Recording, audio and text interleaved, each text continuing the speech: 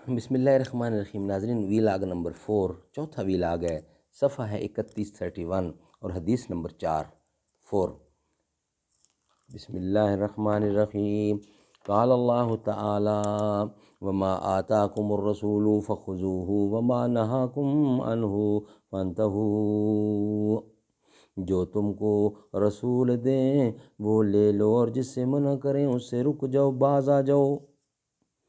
مورخ حدیث احادیث نبوی کا ایک جدید اور جامع انتخاب اردو ترجمہ اور تشریحات کے ساتھ، جلد سومل، کتاب الطہارہ، کتاب الصلاۃ، تالیف مولانا محمد منظور نعمانی رحمۃ اللہ علیہ کی۔ ناظرین، ویلاگ نمبر 4 حدیث نمبر 4 اور صفحہ نمبر 31۔ جنہیں میں ڈھونڈتا تھا آسمانوں میں زمینوں میں، وہ نکلے میرے ظلمت خانہ دل کے مکینوں میں۔ مہینے وصل کے گھڑیوں کی صورت اڑتے جاتے ہیں، مگر گھڑیاں جدائی کی گزرتی ہے مہینوں میں۔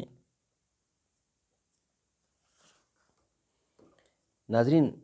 حدیث نمبر 4 حضرت سلیمان فارسی رضی اللہ سے روایت ہے، بیان فرماتے ہیں کہ بعض مشرکوں کی طرف سے تمسخر اور طنز کے طور پر ان سے کہا گیا کہ تمہارے پیغمبر صاحب نے تو صلی اللہ علیہ وسلم تم لوگوں کو ساری ہی باتیں سکھائی ہیں، یہاں تک کہ پخانا پھرنے کا طریقہ بھی۔ حضرت سلیمان نے ان سے کہا، ہاں بے شک انہوں نے ہم کو سب ہی کچھ سکھایا ہے اور استنجے کے متعلق بھی ضروری ہدایاتیں دی ہیں، چنانچہ انہوں نے ہم کو اس سے منع فرمایا ہے کہ پخانا یا پیشاب کے وقت ہم قبلہ کی طرف رخ کریں، یا یہ کہ ہم داہنے ہاتھ سے استنجا کریں، یا یہ کہ ہم استنجے میں 3 پتھروں سے کم استعمال کریں، یا یہ کہ ہم استنجے کریں اونٹ، گھوڑے یا بیل وغیرہ کسی چوپائے کے فضلے یا ہڈی سے، اس سے منع کیا گیا ہے۔ تشریح: جس طرح کھانا پینا انسان کی بنیادی ضرورتوں میں سے ہے، اسی طرح پخانا پیشاب بھی ہر انسان کے ساتھ لگا ہوا ہے۔ نبی برحق سیدنا حضور اکرم نے جس طرح زندگی کے دوسرے کاموں اور دوسرے شعبوں میں ہدایات دیں، اسی طرح پخانا و پیشاب اور طہارت اور استنجا کے بارے میں بھی بتایا کہ یہ مناسب ہے اور یہ نامناسب ہے، یہ درست ہے، یہ نادرست ہے۔ مندرجہ بالا دونوں حدیثوں میں حضور اکرم نے جو ہدایات اس باب میں دی ہیں وہ 4 ہیں۔ ایک یہ کہ پخانہ پیشاب کے لیے اس طرح بیٹھا جائے کہ قبلہ کی طرف نہ منہ نہ پیٹھ، یہ قبلہ کے ادب و احترام کا تقاضا ہے۔ ہر مہذب آدمی جس کو لطیف اور روحانی حقیقتوں کا کچھ شعور و احساس ہو، پیشاب و پخانہ کے وقت کسی مقدر اور محترم چیز کی طرف منہ یا پیٹھ کر کے بیٹھنا بے ادبی اور گنوار پن سمجھتا ہے۔ دوسری ہدایت آپ نے یہ دی کہ داہنا ہاتھ، جو عام طور سے کھانے پینے، لکھنے، پڑھنے، پکڑنے،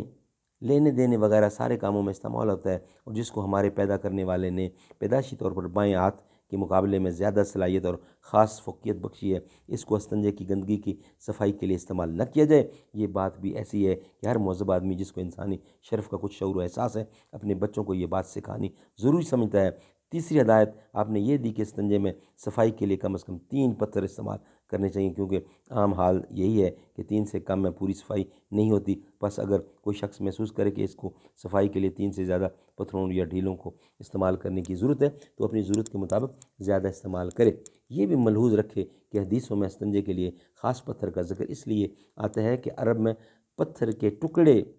ہی اس مقصد کے لیے استعمال ہوتے تھے، ورنہ پتھر کی کوئی خصوصیت نہیں ہے۔ مٹی کے ڈھیلے اور اس طرح ہر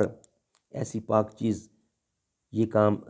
سے کام لیا جا سکتا ہے جس سے صفائی کا مقصد حاصل ہو سکتا ہو۔ چوتھی ہدایت آپ نے اس سلسلے میں یہ دی کہ کسی جانور کی گری پڑی ہڈی سے اور اس طرح کسی جانور کے خشک فضلے سے، یعنی لد وغیرہ سے استنجا نہ کیا جائے، چونکہ زمانہ جاہلیت میں عرب کے بعض لوگ ان چیزوں سے بھی استنجا کر لیا کرتے تھے، اس لیے رسول اللہ نے صراحتاً اس سے منع فرمایا ہے، اور ظاہر ہے کہ ایسی چیزوں سے استنجا کرنا ہر سلیم الفطرت اور صاحب تمیز آدمی کے نزدیک بڑے گنوار پن کی بات ہے۔ ناظرین، ختم ہوئی یہ ہماری ویلاگ یعنی چوتھی اب انشاءاللہ ویلاگ نمبر 5 کے ساتھ آپ سے ملاقات ہوگی۔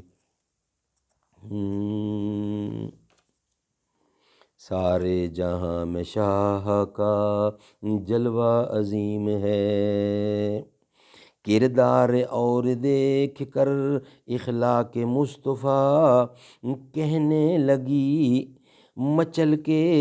ضعیفہ عظیم ہے، بخشش کے واسطے میسر اے منتظم،